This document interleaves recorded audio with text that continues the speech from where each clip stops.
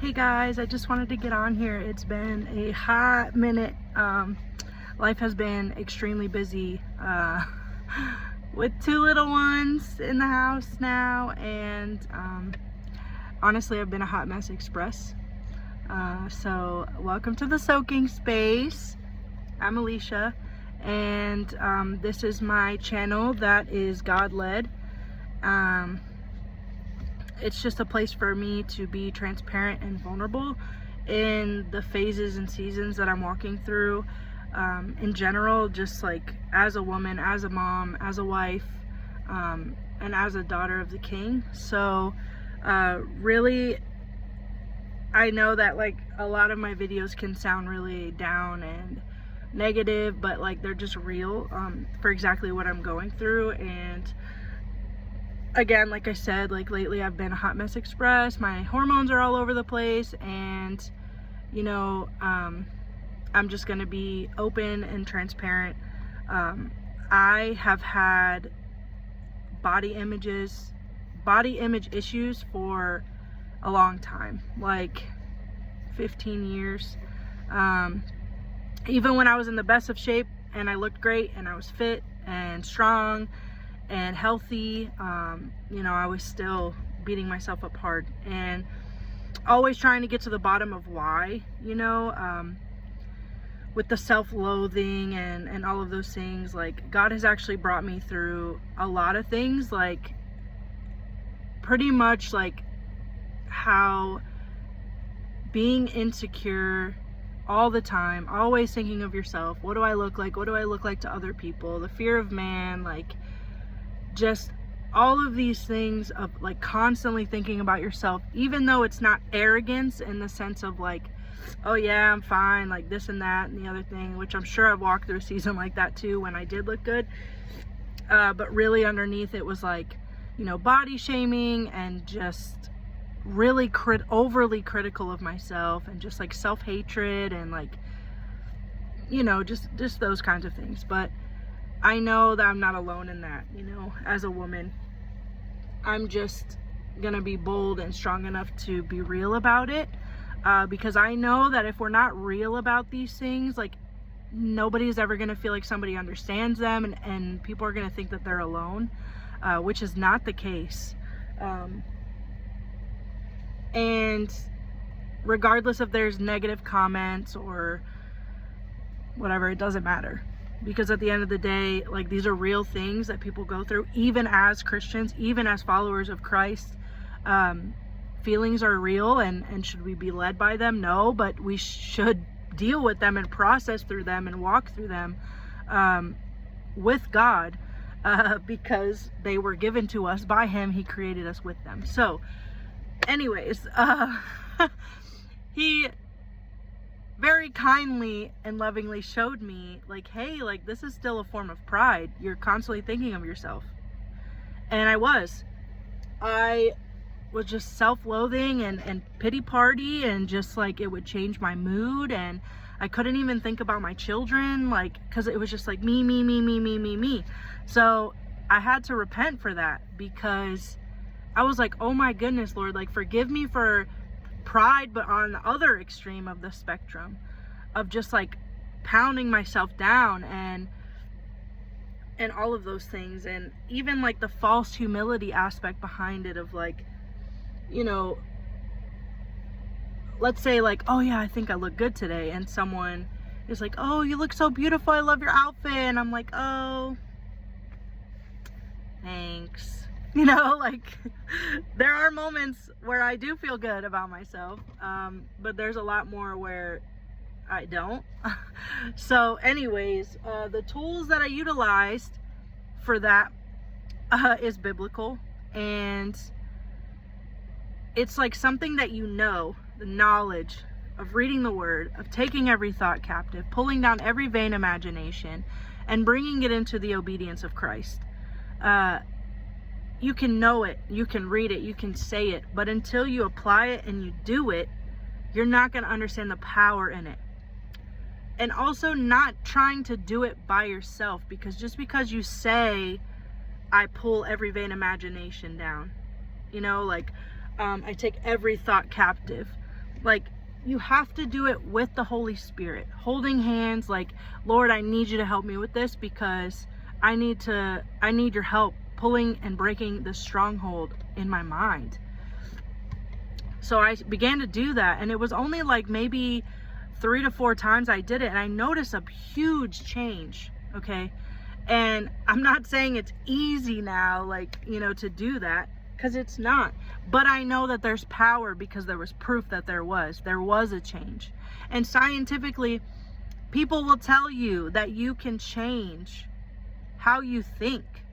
You can change the ridges of your brain. So, I don't know why science and God are separated. I don't know why. Because to me, I feel like science and,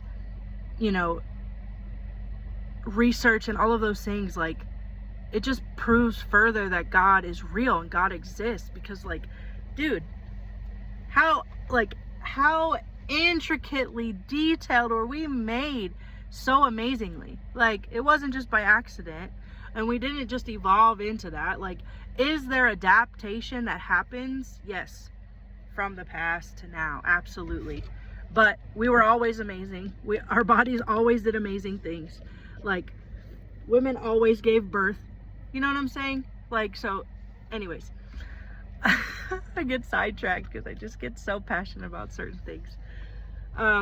So that was one thing, and I'm gonna be real, so real. Like, I don't have enough grace for myself in any aspect of the term. Like, whether it's my personality, my character, how I'm seen by others, how I see myself. My weight has always been an issue. Like, I've always been muscular, and the last maybe like 6 years I've struggled with my weight. The last time I said, oh, I've never weighed this much in my life, was like 180, and it took me like 2 years to get back to where I wanted to. I think it might have been 180 or 190, one of the two. Now I'm pushing 235, but I am 3 months postpartum. So last night I looked up, the processing time for my body to kind of go back to normal, if you will, postnatal, pre-birth, pre-labor. All of them said about 6 to 12 months. So I'm sitting here going, wow, Alicia, like, maybe at 12 months is when you can start, like, oh girl, you probably need to get it together, like, there's something wrong. Like, but I've had 2 babies in less than 3 years, with 2 cesareans nonetheless, which are one of the most brutal surgeries I believe that a woman can have.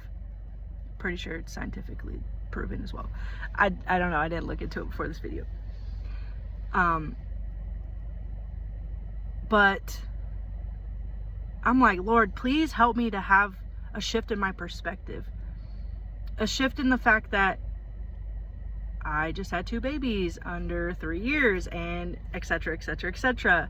So, it's just so wild how not only do people lack grace on the outside of themselves towards other people, but you never know what people are going through, because I don't even realize what I'm going through with my hormones and the process of healing and all of these things, the hormones everywhere. Like, I don't even fully understand all of it. So I don't even see how other people could understand it unless they have like a medical degree or they've been through it or whatever the case may be. But I'm just like, Lord, like, help me have grace for myself. Help me not to be so focused on myself, and help it to not be like a distraction. Because how can I hear your voice when mine is just so loud? And that can go on to a whole other topic. But at the end of the day, I am so blessed with a group of women, a nonprofit ministry called 848, which is based off of Luke 8:48. I believe I might have talked about this in my past video. The woman with the issue of blood had so much faith that just touching the hem of his robe would heal her. And the whole purpose of the ministry is obviously like a sisterhood. but a sisterhood under Christ. Daughters of the Most High King, being restored to their true identity in Jesus Christ, as daughter, as fearfully and wonderfully made. I just encourage you, you're not alone, you are loved, you are seen, you are known, you are known. And everything that you're dealing with in your heart and your mind, whether it's ugly, whether it's crying, screaming, yelling, angry, whatever, like, just go sit at the feet of the Father. Whether you see him as that or not, whether your perspective is right, whether you feel like you're perfect enough or good enough or worthy enough or whatever, it doesn't matter. Because he's not scared of all the dirty. He's not scared of the bad. And he doesn't expect you to come perfectly, because you can't. That's the whole purpose of him dying on the cross for us. Because at the end of the day, by ourselves, we aren't this and we aren't that. It's by his grace, by his mercy, by his love. So I just encourage you to read Psalm 139. That has been my psalm. It is amazing, and I'm sure it is just the cusp of God's love. But in this time, I am learning how to not just know head knowledge of God's love for me and how he sees me, but to receive it and believe it and walk in it in faith. Though I may not see myself a certain way, he does. My husband does. My friends who love me do.